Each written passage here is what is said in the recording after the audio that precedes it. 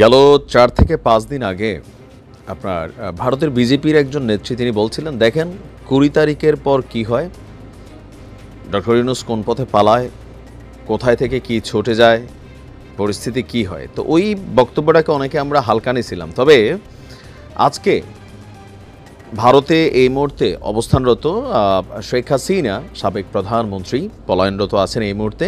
তো সেইখান থেকে তার নতুন করে একটা কল রেকর্ড ফাঁস হয়েছে।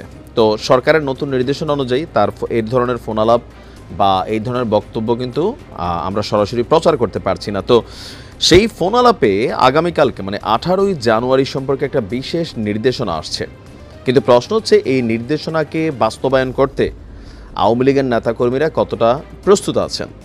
মিডিয়া প্ল্যাটফর্মে প্রস্তুত থাকা আর রাজপথে প্রস্তুত থাকার মধ্যে কতটুকু পার্থক্য, সেটা বিগত সরকারের সময় আমরা দেখেছি যে অনলাইনে বিএনপি জামাত খুবই অ্যাক্টিভ ছিল, কিন্তু রাজপথে আসলে তাদের অ্যাক্টিভিটি খুব বেশি দেখা যায়নি। তো এখন সোশ্যাল মিডিয়াতেও আওয়ামী লীগের নেতাকর্মীরা যথেষ্ট অ্যাক্টিভ। আমাদের চ্যানেলে বা ইউটিউবে, ফেসবুকে যে যেখানেই দেখেন সেখানে আমরা কমেন্টগুলো দেখি।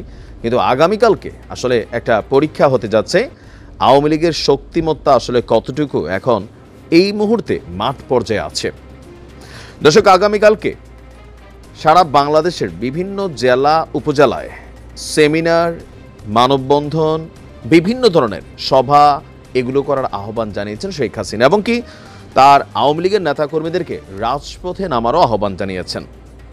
তো রাজপথে নামার আহ্বান কেন জানালেন? এটার পিছনে তিনি বেশ কিছু কারণ এনেছেন। যে ডক্টর ইউনূস সরকারের এই যে ক্ষমতা গ্রহণ, এটাকে অবৈধ দাবি করে তিনি বলছেন যে এই মুহূর্তে দেশে এই যে অপ্রত্যাশিত ভ্যাট তৈরি করা হয়েছে বা কর আরোপ করা হয়েছে, তার উপরে আওয়ামী লীগের নেতাকর্মীদের উপরে মিথ্যা মামলা, হামলা হচ্ছে, মব জাস্টিস হচ্ছে, বিভিন্ন জায়গায় তাদের বাড়িঘরেও আপনার নানান ঘটনা ঘটছে, অনেকে হত্যা হয়েছেন, আহত হয়েছেন। তারপরেও নানান ধরনের ঘটনাগুলো যেগুলো ঘটছে, সেগুলোর পাশাপাশি নিত্যপণ্যের যেই দ্রব্যমূল্যের ঊর্ধ্বগতি, এই সকল কিছু মিলিয়ে আগামীকালকে তিনি তার নেতাকর্মীদেরকে মাঠে নামার নির্দেশ দিয়েছেন। এখন তারা কি মাঠে নামতে পারবে? প্রশাসন অথবা লোকাল পিপল আওয়ামী লীগকে এত দ্রুত মাঠে নামার কি সুযোগ দিবে?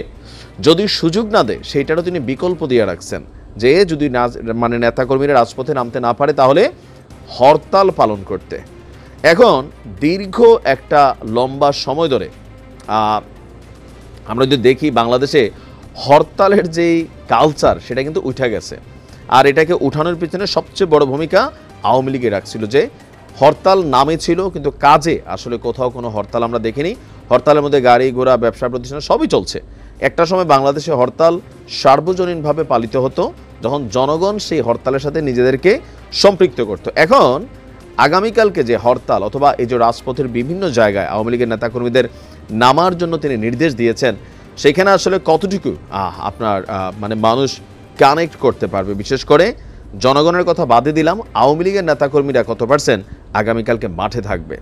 বিশ্লেষকদের কেউ কেউ বলছেন যে শেখ হাসিনার এই ধরনের সিদ্ধান্ত এই মুহূর্তে এটা হচ্ছে বোকামি। কারণ আওয়ামী লীগ সম্পর্কে মানুষ এত দ্রুত গত 16 বছরের যে ইফেক্ট আছে বিভিন্ন জায়গায়, আপনার পুলিশ প্রশাসন বিভিন্ন ক্ষেত্রেই, বিশেষ করে জুলাই আগস্টে যে ভূমিকা ছিল, তো সেগুলো মানুষ এত দ্রুত কিন্তু ভুলা যায় নাই।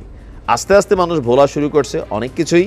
রাজনীতির মাঠে একদল অন্য দলকে নিয়ে ব্যস্ত হয়ে গেছে, আওয়ামী লীগ শুধুমাত্র আলোচনায় আছে। কিন্তু আওয়ামী লীগের এই মুহূর্তে এই ধরনের সিদ্ধান্ত, হরতালকে বাস্তবায়ন করা, রাজপথে নামা, একটা পাল্টাপাল্টি অবস্থানে যাওয়া, এগুলোকে মানুষ এই মুহূর্তে পছন্দ করছে না। আবার কেউ কেউ বলছেন যে না, নিজেদের অস্তিত্ব জানানোর জন্য আওয়ামী লীগকে মাঠে নামা উচিত।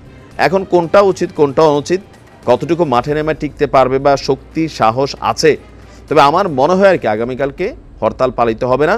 ইভেন সারা বাংলাদেশেও আওয়ামী লীগের নেতাকর্মীদের দেখা যাবে না। হয়তো ফেসবুকে আমরা ঝটিকা কিছু ভিডিও দেখতে পারি, কারণ আওয়ামী লীগের মানসিক শক্তি যেটা, সেটা ভেঙে গেছে। বিএনপির সময় দেখতেন না যে রিজভী সাহেব মিছিল ডাক দিতেন, তো তিনি সহ হাতে গোনা 3-4জন মানুষ থাকতো, দৌড়ের উপর করতেন, আবার দৌড়ের উপর ভাগতেন। কেন? পুলিশ চলে আসতো। সাংবাদিকদের ক্যামেরা থাকতো 20টা, বিএনপির নেতাকর্মী থাকতো 4 থেকে 10টা। তো কেন থাকতো? কারণ পুলিশই আপনার গ্রেপ্তার অভিযান চলতো। তো এই সিস্টেমে নিশ্চয়ই এখন এই সরকারও ডিল করবে।